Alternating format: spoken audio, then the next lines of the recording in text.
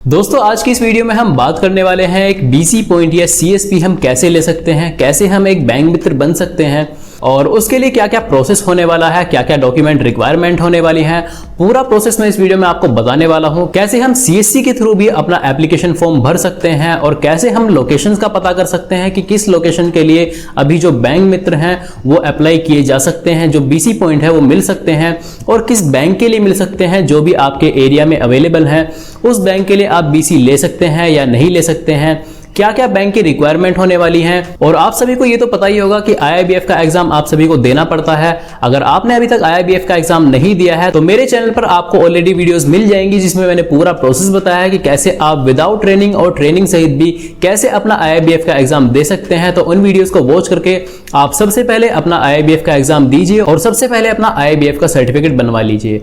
तो दोस्तों क्या क्या डॉक्यूमेंट रिक्वायरमेंट होने वाली है और कैसे हम सीएससी के थ्रू अपना बीसी पॉइंट ले सकते हैं, क्या क्या क्राइटेरिया होने वाला है, वो सारी चीजें हम जानेंगे इस वीडियो में। और अगर आप सीएससी के बिना भी अपना एप्लीकेशन फॉर्म भरवाना चाहते हैं तो उसमें भी बहुत सारी कंपनीज ऐसी हैं जो सीएसपी पॉइंट दिलवाती हैं, मतलब बैंक मित्र बनने के लिए आपका एप्लीकेशन फॉर्म फिल किया जाता है तो किसी कंपनी के थ्रू किया जाता है जो आपको स्क्रीन पर यहाँ पे देख रहा होगा। आप इन कंपनीज को कॉन्टैक्ट करके अपना एप्लीकेशन फॉर्म फिल करा सकते हैं। अगर आपके पास सीएससी नहीं है तो इन कंपनीज को आप कॉन्टैक्ट करके इनके ऑफिशियल वेबसाइट पर जाकर आप अपने एप्लीकेशन फॉर्म को फिल कर सकते हैं। अगर बैंक मैनेजर इसके लिए अभी राजी नहीं है, मतलब वो मना कर देते हैं, तो आपको एक बीसी पॉइंट नहीं मिल सकता है। तो दोस्तों एक बोनस टिप मैं यहाँ पे दे रहा हूं कि आपको सबसे पहले अगर आपको एक बीसी पॉइंट चाहिए किसी बड़े बैंक का, मान लीजिए आप पंजाब नेशनल बैंक या स्टेट बैंक, यूनियन बैंक, किसी भी बड़े बैंक का बैंक मित्र बनना चाहते हैं तो सबसे पहले अपना एक कस्टमर बेस बनाइए। और कस्टमर बेस बनाने के बाद आप सबसे पहले जो अपने रिलेशनशिप हैं, अपने कॉन्टैक्ट हैं, वो ब्रांच मैनेजर से अच्छे कर लीजिए, क्योंकि मेन चीज जो होती है वो ब्रांच मैनेजर के हाथ में ही होती है। अगर ब्रांच मैनेजर उसको रिजेक्ट कर देता है, मान लीजिए आपने अपना एप्लीकेशन फॉर्म फिल कर दिया और आपकी कंपनी से वो अप्रूव हो गया और अप्रूव होने के बाद जब वो ब्रांच मैनेजर के पास जाता है और ब्रांच मैनेजर वहां से रिजेक्ट कर देंगे, मान लीजिए आपके एरिया में सीएसपी के लिए एक खाली पॉइंट है लेकिन उसको फिल करने के लिए भी बैंक मैनेजर की सहमति बहुत जरूरी है। तो अभी हम सीएससी के थ्रू देखने वाले हैं कि हमें किस बैंक के बैंक मित्र मिल सकते हैं, मतलब सीएसपी पॉइंट मिल सकते हैं। सबको लगता है कि बहुत आसानी से मिल जाता है, लेकिन ऐसा दोस्तों नहीं है। ये एक बोनस टिप मैं दे रहा हूं आपको, ये चीज आपको सबसे पहले करनी है। और बहुत से लोग अपना एप्लीकेशन फॉर्म भर देते हैं जिसके बाद महीनों तक उनका एप्लीकेशन फॉर्म पेंडिंग में पड़ा रहता है, अप्रूवल नहीं मिलता है। तो इस वीडियो में पूरा प्रोसेस बताऊंगा कैसे आप सीएससी के थ्रू अपना एप्लीकेशन फॉर्म फिल कर सकते हैं, क्या क्या डॉक्यूमेंट रिक्वायरमेंट होने वाली है। तो बस आपको करना क्या है, चैनल पर पहली बार आए हैं तो चैनल को सब्सक्राइब कर देना है, वीडियो अच्छी लगे तो वीडियो को लाइक करना है। तो चलिए वीडियो को शुरू करते हैं बिना किसी देरी के। अब दोस्तों सीएससी के थ्रू सीएसपी पॉइंट लेने के लिए, बैंक मित्र बनने के लिए हमने सबसे पहले सीएससी को लॉगिन कर लिया है। लॉगिन करने के बाद यहाँ पे कुछ इंस्ट्रक्शन दिए गए हैं, एक नई सर्विसेज दी गई हैं। अगर आप इन्हें एक्सेस करना चाहते हैं, पढ़ना चाहते हैं तो आप इन्हें पढ़ सकते हैं। वरना यहाँ पे हम स्किप कर देंगे और स्किप करने के बाद आपको सबसे पहले आ जाना है सर्च बटन में। तो सर्च बटन में आने के बाद सबसे पहले हम यहाँ पे सर्च करते हैं, बैंक लिखेंगे।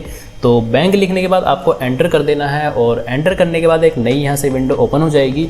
तो यहाँ से आप देख सकते हैं कितने सारे बैंक अवेलेबल हैं, लेकिन इसमें हमें कैसे पता चलेगा कि किस बैंक के लिए हम बीसी ले सकते हैं। तो यहाँ पे आपको एक नया ऑप्शन देखने को मिल जाता है जो है सीएससी बीसी मैनेजमेंट सिस्टम। तो इस पर हम यहाँ पे आके क्लिक करेंगे, क्लिक हेयर पर क्लिक करते हैं तो एक नई विंडो यहाँ से ओपन हो जाएगी। अब यहाँ से आप देख सकते हैं जो सीएससी के थ्रू बैंक मित्र दिए गए हैं, जो सीएसपी पॉइंट दिए गए हैं, अगर आपने ऑलरेडी अप्लाई कर रखा है तो यहाँ से आप अपना स्टेटस चेक कर सकते हैं, चेक स्टेटस पर क्लिक करके। वरना हम यहाँ पे हम सबसे पहले देख सकते हैं कि जो आपका क्राइटेरिया है, जो सीएसपी बनने के लिए एक क्राइटेरिया दिया गया है बैंक की तरफ से, तो यहाँ पे आपको एक ऑप्शन दिया गया है to become a bank BC, click here to check criteria. तो सबसे पहले हम इस पर क्लिक कर लेते हैं और क्लिक करने के बाद यहाँ से देखिए कुछ क्राइटेरिया है जो बैंक की तरफ से आपको दिए गए हैं, सीएससी की तरफ से आपको दिए गए हैं कि क्या क्या क्राइटेरिया आपको कंप्लीट करने पड़ेंगे, उसके बाद ही आप एक बैंक मित्र बन सकते हैं या सीएसपी के लिए अप्लाई कर सकते हैं। तो सबसे पहले हम इनको समझ लेते हैं। यहाँ पे जो फर्स्ट ऑप्शन है उसमें दिखाया गया है the VLE must have a minimum of 100 transaction per month on the DSP portal. तो दोस्तों इसका मतलब है आपके पोर्टल पर, आपके सीएससी पोर्टल पर 100 ट्रांजैक्शन मिनिमम होनी ही चाहिए। एक महीने के अंदर 100 ट्रांजैक्शन से ज़्यादा ही होनी चाहिए। तो इतनी तो दोस्तों आप कर ही लेते होंगे, मेरा मानना तो यही है कि आप इतनी कर लेंगे। लेकिन अभी अभी जो नए CSC बने हैं, मतलब जिन्होंने नया CSC लिया है, वो शायद इतनी ट्रांजैक्शन ना कर पा रहे हों, लेकिन जिनका कस्टमर बेस बहुत अच्छा है वो इतनी ट्रांजैक्शन अच्छे से कर पा रहे होंगे, बल्कि इससे भी ज़्यादा कर पा रहे होंगे। और दूसरा ऑप्शन जो दिखाया गया है वो है the CSC ID should be at least 6 months old. तो दोस्तों आपकी जो CSC ID है, जब भी आपने CSC ID ली है, वो 6 month ओल्ड होनी चाहिए, मतलब आपको CSC पे काम करते हुए 6 महीने से ज़्यादा होने चाहिए।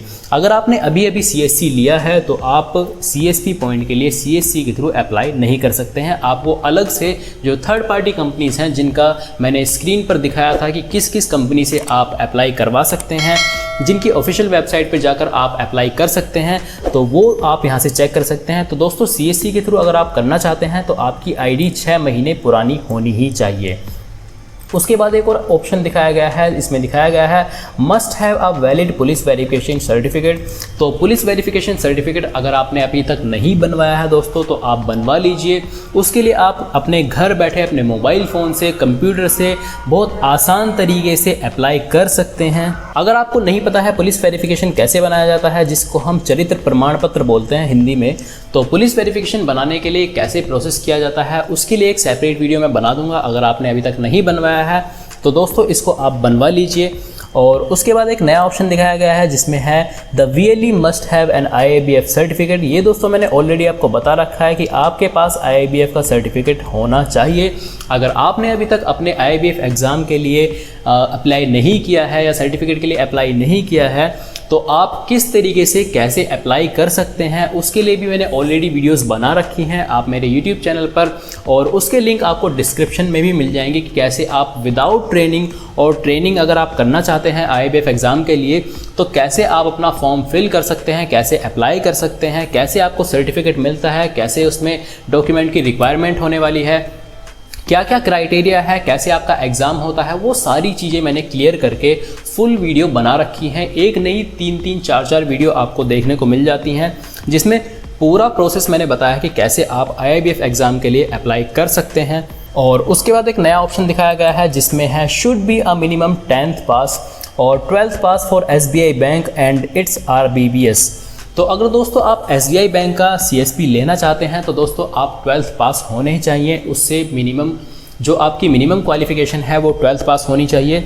लेकिन अगर आप किसी और बैंक का बैंक मित्र बनना चाहते हैं, जैसे SBI बैंक से अलग और भी बैंक हैं, तो अगर आप उनके बैंक मित्र बनना चाहते हैं तो आप सिर्फ 10th पास तक भी चल जाएंगे। मतलब अगर आपने 10th पास भी कर रखी है तो आपकी वो मिनिमम क्वालिफिकेशन वहाँ पे चल जाएगी।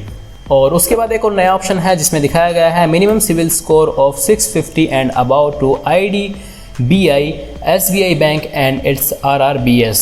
तो दोस्तों आपका जो सिविल स्कोर है, मान लीजिए बहुत से लोग लोन ले रखे होते हैं, तो लोन लेने के बाद अगर वो टाइम पे नहीं भरते हैं अपने लोन को, उसकी किस्त टाइम पे जमा नहीं करते हैं, तो उनका सिविल स्कोर जो है वो बहुत ख़राब हो जाता है। और सिविल स्कोर ठीक करने में काफ़ी पैसे भी लगते हैं। अगर आप पैसे देकर कराना चाहते हैं तो वो काम भी हो जाते हैं, लेकिन अगर आप मैन्युअली मतलब अपने पास से करना चाहते हैं तो दोस्तों उसमें काफ़ी टाइम लग जाएगा आपको अपना सिविल स्कोर ठीक करने में। और आपने सुना ही होगा, अगर एक बार सिविल स्कोर ख़राब हो गया तो उसके बाद आप उसको कभी भी ठीक नहीं करवा सकते हैं। तो दोस्तों पैसे देकर वो तो सारी चीज़ें हो जाती हैं, लेकिन अगर आप अपना सिविल स्कोर ठीक रखते हैं तो बहुत अच्छी बात है। और काफ़ी लोग ऐसे भी होते हैं जिन्होंने आज तक कोई लोन नहीं लिया है। जैसे मेरे केस में जब मैंने अप्लाई किया था तो मैंने आज तक अभी तक कोई भी लोन नहीं लिया है। तो मेरा जब भी मैं सिविल स्कोर अपना चेक करता हूँ तो मेरा जो सिविल स्कोर है, वो सिविल रिपोर्ट है, वो निकलती नहीं है, क्योंकि मैंने आज तक कोई लोन ही नहीं लिया है। तो जब मैं कोई लोन नहीं ले रहा हूँ तो मेरा सिविल स्कोर दिखाता ही नहीं है, कुछ भी नहीं दिखाता है कि आपने कोई लोन लिया ही नहीं है, तो आपका सिविल स्कोर है ही नहीं। तो दोस्तों लेकिन सिविल स्कोर की रिपोर्ट आपको फिर भी देनी पड़ती है। अब वो आप कैसे निकालेंगे, उसके लिए आप CSC के थ्रू भी अपना सिविल स्कोर चेक कर सकते हैं।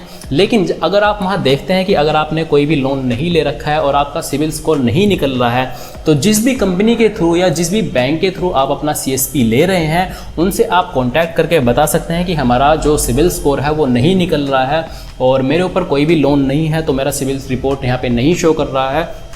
तो वो अपने पास से ही एक सिविल रिपोर्ट बना देते हैं और उसे आगे प्रोसेस कर देते हैं। तो दोस्तों बस इतना काम आपको करना है। अगर आपकी सिविल रिपोर्ट नहीं निकल रही है तो आप अपने बैंक को बता सकते हैं कि हमारा सिविल स्कोर कुछ भी नहीं है, बिल्कुल ज़ीरो है।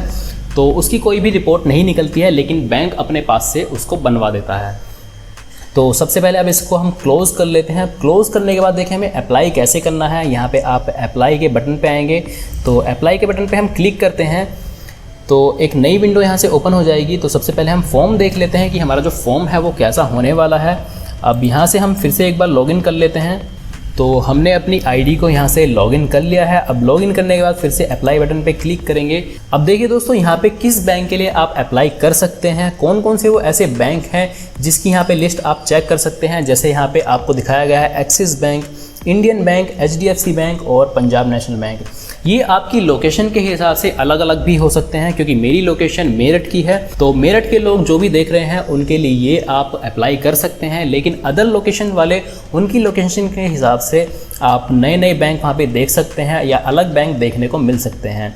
तो अपनी लोकेशन के हिसाब से आप यहाँ पे कोई भी बैंक चूज़ करके देख सकते हैं। लेकिन सबसे पहले हम यहाँ पे लिस्ट देख लेते हैं कि किस किस बैंक का और किस किस लोकेशन में आप अप्लाई कर सकते हैं। तो यहाँ पे देखिए काफ़ी सारे बैंक हैं जिनकी जो ब्रांचेस हैं वो 51 है। तो 51 BC पॉइंट ऐसे हैं जो अभी एम्प्टी हैं, मतलब खाली हैं, और जिनके लिए अभी लोकेशन अवेलेबल है। तो यहाँ पे आप अप्लाई कर सकते हैं। अप्लाई नाउ का यहाँ पे बटन दिया गया है जिस पे भी आप अप्लाई करना चाहते हैं। तो आप अपनी लोकेशन को कैसे यहाँ पे चेक करेंगे, उसके लिए सबसे पहले हम बैंक चूज़ कर लेते हैं। मान लीजिए आपको यहाँ पे किसी एक बैंक का CSP लेना है। मान लीजिए हमने पंजाब नेशनल बैंक को यहाँ पे चूज़ कर लिया है। तो पंजाब नेशनल बैंक की शाखा कहाँ पे हमें मिलने वाली है। तो मेरठ के अंदर हम यहाँ पे चेक कर पा रहे हैं कि यहाँ पे 2 लोकेशन एम्प्टी हैं अभी, मतलब 2 लोकेशन खाली हैं। जैसे मंगल पांडे नगर है और यहाँ पे SKKB है, ये एक लोकेशन है जहाँ पे आपको पंजाब नेशनल बैंक की शाखाएं दी जा सकती हैं, मतलब BC पॉइंट आप यहाँ पे ले सकते हैं। अब दोस्तों अगर ये आपके एरिया में पड़ रहा है तो आप इसको अप्लाई कर सकते हैं। हम और बैंक का यहाँ पे चेक कर लेते हैं। मान लीजिए हमें HDFC बैंक का लेना है। तो HDFC बैंक के लिए हमें यहाँ पे देखिए कितनी सारी जो BC हैं वो अभी स्लॉट अवेलेबल हैं, तो उसके लिए हम अप्लाई कर सकते हैं। अब HDFC बैंक के लिए यहाँ पे मेरठ में ही कितने सारे स्लॉट अवेलेबल हैं, जैसे सरधना में है, परीक्षितगढ़ में है, मवाना में है, ये सारे टाउन हैं यहाँ पे, और ये मेरठ में ही पड़ता है। और बागपत रोड ये भी मेरठ में ही पड़ता है, और गढ़ रोड ये भी मेरठ में ही पड़ता है। लेकिन ये जो 3 हैं ये एक टाउन है। जैसे सिटी के बाद एक टाउन होता है, कस्बा होता है जिसे हम कस्बा बोलते हैं। तो ये 3 कस्बे हैं और यहाँ पे जो ये 3 लोकेशन हैं ये सिटी के अंदर ही हैं। तो इन लोकेशन के लिए आप अप्लाई कर सकते हैं, जिसमें यहाँ पे आपको डिस्ट्रिक्ट दिखाया गया है, स्टेट दिखाया गया है, ब्रांच कोड भी दिखाया गया है। आप ब्रांच कोड के हिसाब से अपनी लोकेशन को चूज़ कर सकते हैं, अपनी लोकेशन देख सकते हैं कि इस लोकेशन के लिए हम बेस्ट सूटेबल हैं और हम अप्लाई कर सकते हैं। और अदर बैंक के लिए भी हम देख लेते हैं। एक्सिस बैंक है, यहाँ से एक्सिस बैंक की बहुत सारी जो शाखाएं हैं वो अवेलेबल हैं, तो आप यहाँ से चेक कर सकते हैं। अगर आप अप्लाई करना चाहते हैं तो अप्लाई कर सकते हैं। तो सबसे पहले हम मान लीजिए हमें HDFC बैंक का CSP पॉइंट लेना है, तो उसे हम अप्लाई कैसे करेंगे। तो उसके लिए हम अप्लाई बटन पे यहाँ पे क्लिक करेंगे। तो यहाँ से आप फॉर्म देख सकते हैं, यहाँ से आपका जो पूरा फॉर्म है वो ओपन हो जाता है। अब यहाँ पे कुछ डिटेल्स आपको ऑलरेडी फिलअप मिलेंगी, जो भी आपका CSP पॉइंट है उसके हिसाब से, क्योंकि उसी के नाम से वो CSP पॉइंट भी दिया जाएगा। तो यहाँ से आपको कुछ डिटेल्स जो हैं वो फिलअप करनी पड़ेंगी। तो कुछ डॉक्यूमेंट हैं जो आपको शुरू में दिखाए गए हैं, वो डॉक्यूमेंट आपको यहाँ पे अपलोड करने होंगे। अब डॉक्यूमेंट में दोस्तों मैं आपको बता दूँ कि जो आपको दिखाया गया है उसमें भी मान लीजिए आपको एक BC पॉइंट मिल रहा है जो आपकी लोकेशन से काफ़ी दूर है। मान लीजिए आपने एक शॉप ओपन कर रखी है अपने घर में ही, लेकिन आपका जो बैंक है वो बैंक एक गांव के लिए, एक विलेज के लिए एक BC पॉइंट देना चाह रहा है, लेकिन आपकी जो शॉप है वो एक शहर में है या एक कस्बे में है। अब BC पॉइंट लेने के लिए, क्योंकि आप तो रहते हैं शहर में, लेकिन जो BC पॉइंट है वो आपको गाँव में मिल रहा है, तो आपको गाँव में ही खोलना पड़ेगा। अब गाँव में खोलने के लिए आपको एक जो शॉप है उसका एक रेंट एग्रीमेंट बनता है। तो दोस्तों आपको एक रेंट एग्रीमेंट भी बनवाना पड़ेगा अगर आप किसी अदर लोकेशन पे अपना CSP पॉइंट खोलने जा रहे हैं। तो ये दोस्तों आपको कुछ चीज़ें ध्यान में रखनी है। तो देखा दोस्तों, इस तरीके से आप CSC के थ्रू, अगर आपके पास CSC है और आपका CSC पॉइंट 6 महीने या 1 साल पुराना है, जिसमें जो ट्रांजैक्शन रिक्वायरमेंट है अगर आपने वो कंप्लीट कर ली है या आप कर रहे हैं, तो आप एलिजिबल हो जाते हैं बैंक मित्र बनने के लिए, जिसमें आप अपने BC पॉइंट के लिए अप्लाई कर सकते हैं, वो भी बिल्कुल ईजी स्टेप्स में, जिसमें मैंने आपको डॉक्यूमेंट रिक्वायरमेंट भी बताया है और थर्ड पार्टी कंपनीज से हम कैसे कॉन्टैक्ट कर सकते हैं, कैसे उनसे हम अपना फॉर्म फिल करवा सकते हैं, वो सारी चीजें आपको नेक्स्ट वीडियो में देखने को मिल जाएंगी, क्योंकि ये वीडियो काफी लंबी हो जाएगी। और फॉर्म फिल करने का पूरा प्रोसेस जो मैं अगली वीडियो में बताऊंगा कि कैसे आप अपना फॉर्म फिल कर सकते हैं, क्योंकि काफी लोगों को प्रॉब्लम्स आने वाली हैं फॉर्म फिल करने में, तो वो सारी चीजें हम नेक्स्ट वीडियो में डिस्कस करेंगे। तो दोस्तों, वीडियो इन्फॉर्मेटिव लगी तो वीडियो को लाइक करें, चैनल को सब्सक्राइब करना बिल्कुल ना भूलें। मिलते हैं अपनी नेक्स्ट वीडियो के साथ, तब तक के लिए take care and good bye.